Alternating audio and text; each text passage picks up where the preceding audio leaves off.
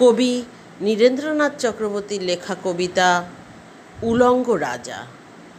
সবাই দেখছে যে রাজা উলঙ্গ, তবুও সবাই হাততালি দিচ্ছে। সবাই চেঁচিয়ে বলছে সাবাস সাবাস।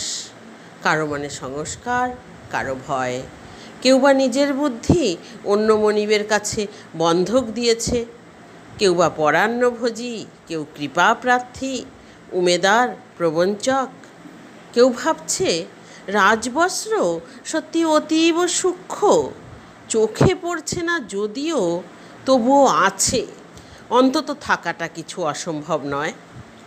গল্পটা সবাই জানে, কিন্তু সেই গল্পের ভিতরে শুধুই প্রশস্তি বাক্য উচ্চারক, কিছু আপাদমস্তক ভীতু ফন্দিবাজ অথবা নির্বোধ স্তাবক ছিল না।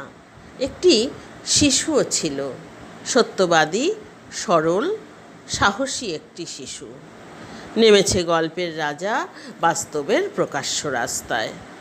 আবার হাততালি উঠছে মুহুর্মুহু, জমে উঠছে স্তাবকবৃন্দের ভিড়।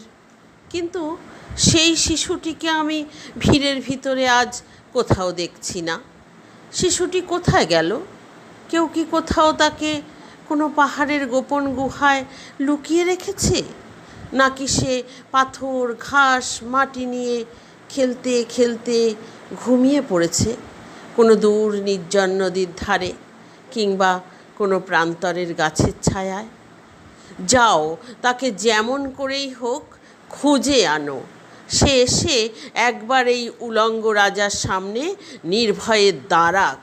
সে এসে একবার এই হাততালির ঊর্ধ্বে গলা তুলে জিজ্ঞাসা করুক, রাজা, তোর কাপড় কোথায়?